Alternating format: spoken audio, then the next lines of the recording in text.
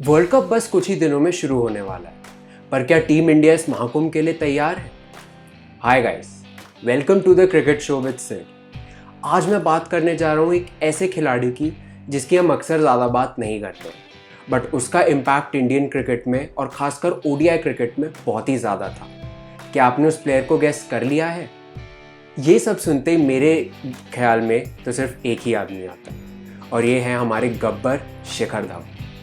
शिखर धवन का ICC tournaments और खासकर कि वनडे क्रिकेट में इंडिया के लिए बहुत ही अच्छा प्रदर्शन रहा। जैसे ही टीम इंडिया का वर्ल्ड कप के लिए अभी स्क्वाड अनाउंस हुआ और उसमें हमने देखा कि शिखर धवन का नाम नहीं था, ये देखकर हम सबको उनके लिए बहुत बुरा लगा, क्योंकि ओडीआई क्रिकेट में हमेशा से वो इंडिया के लिए कंसिस्टेंट परफॉर्मर रहे और हमेशा से उन्होंने टफ टाइम्स पे इंडिया के लिए रन बनाए। अगर हम शिखर धवन का यहाँ पे वनडे का रिकॉर्ड उठा के देख लें तो उन्होंने वनडे में 167 ओडीआईज में 6,793 रन बनाए हैं, वो भी 44.1 की एवरेज।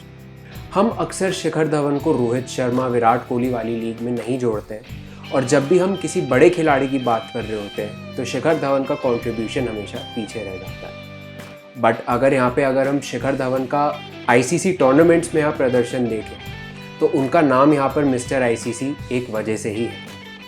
वर्ल्ड कप के इतिहास में इन्होंने 10 मैचेस खेले और इसमें इन्होंने बनाए हैं 537 रन, जिसमें उनका 50 से ऊपर का एवरेज है और इसमें 3 शतक शामिल हैं। शिखर धवन हमेशा से आईसीसी टूर्नामेंट्स में इंडिया के लिए बहुत ज़्यादा कंसिस्टेंट रहे हैं।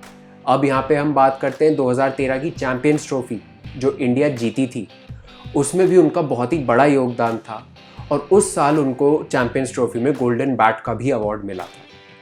तो अब हम यहाँ पे मैं ये बताना चाहता हूँ आपको कि जैसे शिखर धवन का इस टूर्नामेंट में कितना बड़ा इम्पैक्ट था, बट हम अक्सर उसकी यहाँ पर ज़्यादा बात नहीं करते। चैंपियंस ट्रॉफी के इतिहास में इन्होंने 2 एडिशन खेले, 2013 और 2017 वाले चैंपियंस ट्रॉफी। तो इसमें कुल मिलाकर उन्होंने दोनों एडिशन को मिलाकर 10 मैचेस खेले और उसमें उन्होंने बनाए हैं 710 रन, वो भी 77.8 की एवरेज पर।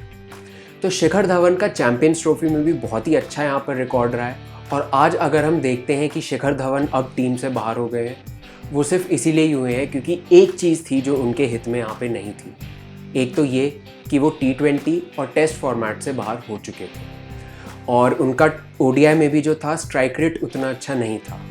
इसका मतलब ये था कि वो रन तो बना लेते थे, बट वो इतनी फास्ट पेस पे या एक्सेलरेट करके रन्स नहीं बना पाते थे, जो कि एक ओपनर से रिक्वायर्ड होता है।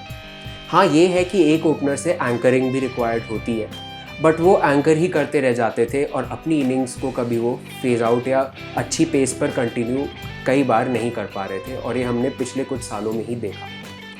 तो शिखर धवन के साथ अभी ये था कि पिछले साल तक उन्होंने कई मैचेस में इंडिया को लीड भी किया और उन्होंने कंसिस्टेंट परफॉर्मेंसेस भी थी। बट हुआ ऐसा कि शुभमन गिल और ईशान किशन ने दोनों ने ही ओडीआई में दोहरे शतक जड़ दिए, जिससे और उस टाइम शिखर धवन की फॉर्म भी इतनी कुछ खास नहीं चल रही थी। तो इसीलिए यहाँ पर शिखर धवन को बाहर करना पड़ा और शुभमन गिल को टीम में जगह मिली।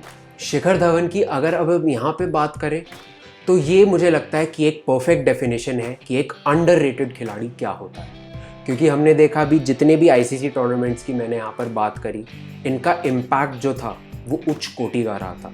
इतनी अच्छी एवरेज पे इन्होंने इन सब में रन्स बनाए और ओडीआई क्रिकेट में भी इनका बहुत ही कंसिस्टेंट परफॉर्मेंसेस रहा, और इनके करियर के 17 शतक और 39 अर्धशतक हम सबको हमेशा याद रहेंगे, और इनका वो हंसता खेलता स्वभाव और हमेशा पॉजिटिव रहने वाला स्वभाव हम सबको हमेशा याद रहेगा।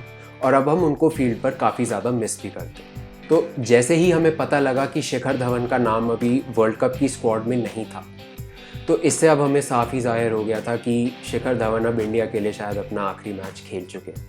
और अब मुझे नहीं लगता, क्योंकि अभी उनकी एज भी 38 साल की होने वाली है, तो मुझे नहीं लग रहा यहाँ पर कि उनको अब इंडियन टीम में वापस मौका मिलेगा। तो शिखर धवन को हम तो हमेशा याद रखेंगे, और उनका टाइमली कंट्रीब्यूशन बैट के साथ और ओपनिंग में इंडिया के लिए, खासकर ओडीआई फॉर्मेट में, हम सबको याद रहेगा। तो चलिए, आज के लिए बस इतना ही।